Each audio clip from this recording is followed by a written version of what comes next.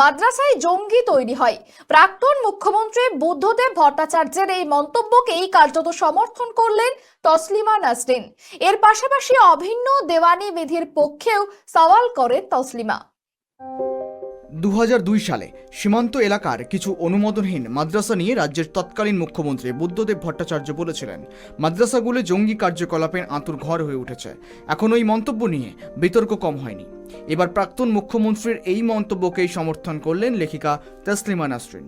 রবিবার বাংলা একাডেমিতে সাংবাদিকদের মুখোমুখি হয়ে তিনি জানান, অনেক ক্ষেত্রে মাদ্রাসায় জেহাদি তৈরি হয়, কিছু কিছু মাদ্রাসা জেহাদি তৈরির কারখানা। আমার যেটা মনে হয় যে মাদ্রাসাগুলো থাকা উচিত নয়, কারণ অনেক সময় মাদ্রাসা দেখা যায়, সব সময় নয়, অনেক সময় দেখা যায় যে মাদ্রাসাগুলোতে জিহাদি তৈরি হচ্ছে। কারণ এখন আপনারা যদি দেখেন নিউজগুলো, মাদ্রাসায় শিশুর ধর্ষণ চলছে, শিশু নির্যাতন চলছে, বলাৎকার চলছে, এবং ইমাম, মাদ্রাসার শিক্ষক এরা ধরা পড়ছে, এরা জেলে যাচ্ছে। কিন্তু এদের এই শুধু তো শাস্তি দিলে হয় না, এই শিক্ষা ব্যবস্থার পরিবর্তন দরকার। আর মাদ্রাসার আমার মনে হয় না কোনো দরকার আছে, কারণ এই মাদ্রাসা থেকে পাশ করে কেউ কিছুই করে না। মানে কেউ, এটা হচ্ছে কি যে ওরা এক ধরনের ভিক্ষে করে খায়, চাঁদা তোলে খায় না। তো এই মাদ্রাসাগুলো না হয়ে বরং সব মাদ্রাসাগুলো সেকুলার স্কুল হয়ে যাওয়া উচিত। আর প্রচুর মসজিদ গড়ে উঠেছে যেগুলো জিহাদি তৈরির কারখানা। তো সবগুলো বলছি না, কিছু কিছু। এদিন অভিন্ন দেওয়ানি বিধির পক্ষেও সরব হলেন তসলিমা নাসরিন। তার দাবি, একটি দেশের সব নাগরিকের জন্য একই আইন থাকা উচিত। ভারত, বাংলাদেশ এবং পাকিস্তান 3 দেশেই অভিন্ন দেওয়ানি বিধি চালুর পক্ষে মত প্রকাশ করেছেন তিনি। বাংলাদেশে এবং ভারতবর্ষে, পাকিস্তান, এই উপমহাদেশে এই অভিন্ন দেওয়ানি বিধির খুব দরকার। আসলে পৃথিবীর যে কোনো সভ্য দেশেই এই অভিন্ন দেওয়ানি বিধি আছে, কারণ এক দেশ এক আইন আমরা চাই, সবার জন্য সমান আইন চাই।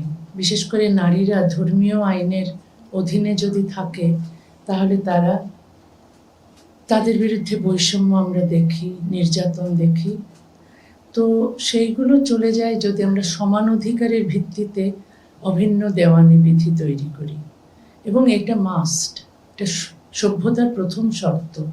ভারতবর্ষে সেই হিন্দুদের জন্য যে আইন ছিল 1956 হিন্দু অ্যাক্টে, সেটা সমান অধিকারের ভিত্তিতে করা হয়েছে, কিন্তু বাংলাদেশে করা হয়নি। সুতরাং হিন্দু মেয়েদের ওখানে স্বাধীনতা পেতে হলে, অধিকার পেতে হলে অভিন্ন দেওয়ানি বিধির দরকার, এবং সেটা সম্পূর্ণ সমান অধিকারের ভিত্তিতে হতে হবে। বাংলাদেশে মুসলিম মেয়েরা বৈষম্যের শিকার ধর্মীয় আইনের কারণে। তো এই সমস্ত বৈষম্য চলে যাবে যদি অভিন্ন দেওয়ানি বিধি সমান অধিকারের ভিত্তিতে করা হয়। ধর্মীয় মৌলবাদ নিয়ে নিজের অবস্থানও স্পষ্ট করলেন তসলিমা। তার বক্তব্য, যে ধর্ম নারীকে যৌন দাসী হিসেবে গণ্য করে, সেই ধর্মের সমালোচনা করতে হবে। যে ধর্ম নারীকে যৌন দাসী হিসেবে গণ্য করে, সেই ধর্মের আমি সমালোচনা করি। সমালোচনা তো করতেই হবে, নাহলে সংস্কার কি করে হবে? না হলে সমাজকে, একটা অন্ধকার সমাজকে আলোয় কি করে নিয়ে আসবো? একটা পিছিয়ে থাকা সমাজকে কি করে এগিয়ে নেব? তারপর এই যে ধর্মান্ধতা, কুসংস্কার, তারপর নারী বিদ্বেষ, এই নোংরা পুরুষতন্ত্র এত জাঁকিয়ে বসেছে যে এগুলোর সমালোচনা না করলে সমাজটাকে বদলানো যাবে না। যদিও এদিন তসলিমা স্পষ্ট করে দেন, তাঁর কোনো মন্তব্যের সঙ্গে রাজনীতির কোনো সম্পর্ক নেই, তিনি মুক্ত চিন্তায় বিশ্বাসী।